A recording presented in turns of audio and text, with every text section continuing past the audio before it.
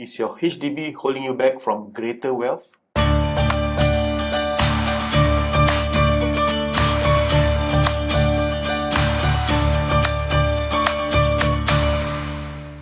Welcome to another episode with Nizam. Okay, basically, we want to share with you something that is quite common. Yeah. It's every day in the minds of a lot of HDB dwellers out there.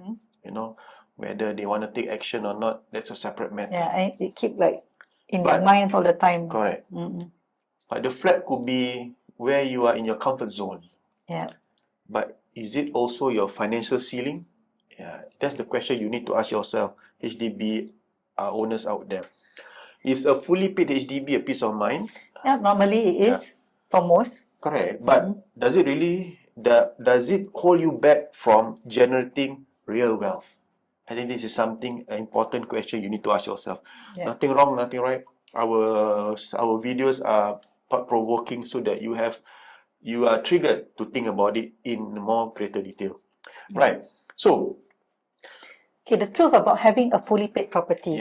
In this case, many would think that being HDB, having because of course normally HDB, the quantum, the price is affordable, is something that is not in the millions. Correct. Okay, it's usually about 500, 600,000, and people feel that if I have a fully paid HDB, then I'll be, more secure. I'll be more comfortable. I can able to retire. Able to retire. Early. So does what you call it? Fully paid means debt free or also growth free? It's a keyword. Yeah. Free. Yeah. Yes. Means it stops you from growing, right? I believe so. I think important that constantly we need to grow, especially you are in the 30s, 40s. I believe we have met so many clients that tell us this is our first and last HDB.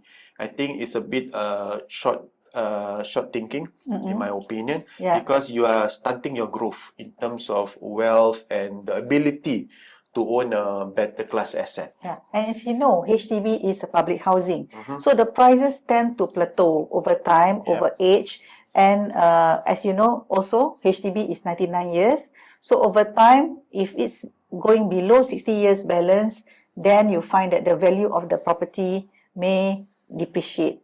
Okay, so but if you compare to private property with the right entry point, it will appreciate more over time and can build equity faster. Yeah, because the difference between public housing and private housing is that, of course, the policy applies differently, and also private housing means you actually own a piece or a share of the land the apartment sits on. Right. Yeah. So let us do an illustration. For example, today your HDB is worth 600,000. All right. You hold it for more than 10 years. Maybe increases to 650, 700, we won't know.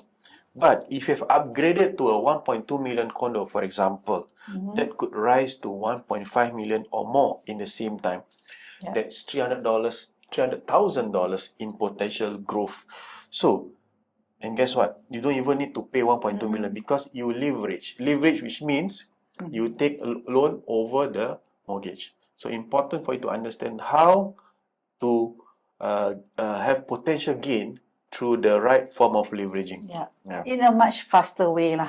Okay, because that's why we talk about growth.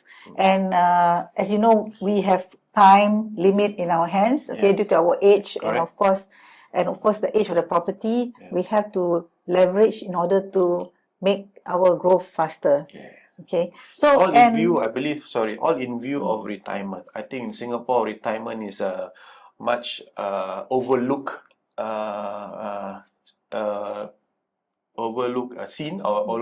milestone because of the fact that most Singaporeans think we will never retire. That's the thing. That's one thing. And also number two is they think retirement is quite a long way lah. I'm still young lah.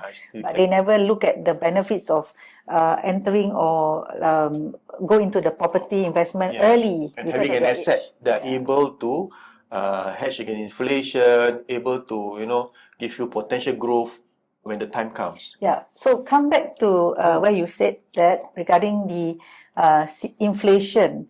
Okay. So we have the next point, which is we feel CPF overuse of CPF plus the inflation is actually equals to quiet erosion of your Quiet Erosion. Yes. Wow, quiet That means erosion.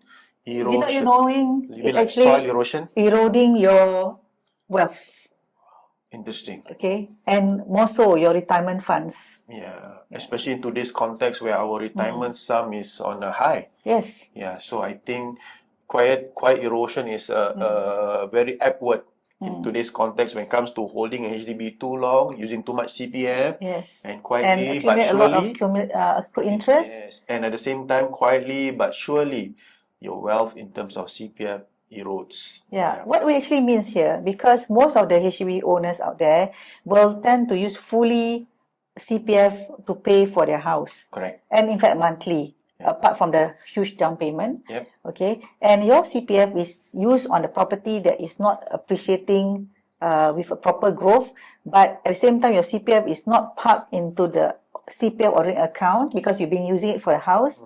So this CPF money did not earn a 2.5% in the CPF. Ordinary account, huh? Yeah, but it sits in the house until you sell it. Yeah. And if you stay in the house for so long, that means you will be accumulating a lot of accrued interest that you have to pay back out of the profit from the house. So it's not working hard for you. And then with inflation creeping at above 4%, okay, if your HDB is fully paid, your CPF will never actually be parked in the CPF Ordinary ordinary account, and it's not earning there, but at the same time wasting in the asset that you're in Basically, now. your CPF that you use for the house is not in your ordinary account, but it's in the house for the mortgage. But at the same time, the inflation is creeping up to 4%.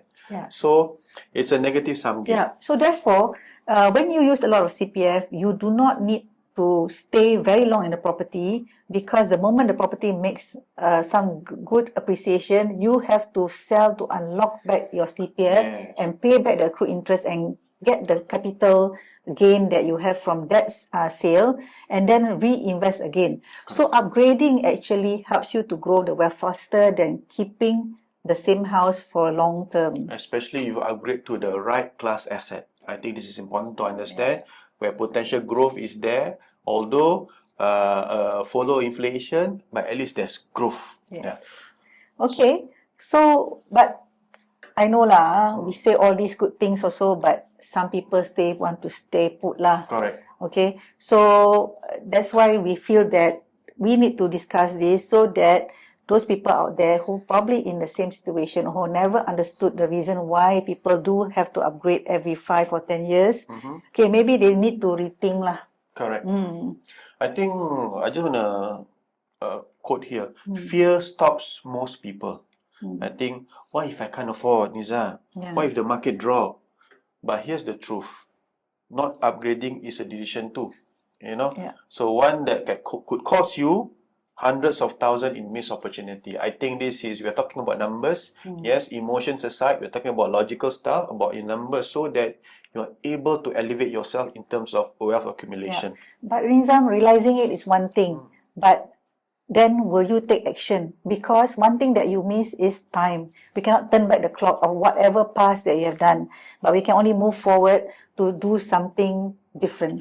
But for us, we have had many clients to upgrade, but what's comfortable and sustainable for them based on the affordability. Yes. That's what we call asset progression. It's about one step at a time, where youth or age is on your side. And keep money moving. Correct. So, your HDB has served you very well. I think it's a very, very solid foundation of housing. But if there's a choice for you to upgrade to something that is better and make your CPF and your monies work harder for you, I believe in time to come, you have a fulfilling retirement. At the same time, you are able to enjoy life to the fullest, I believe. So if you have any questions, if you want to know more or what we have discussed, reach out to Nizam at 96705. Reach out to Nizam at 96704 504. See you in our next video. Bye.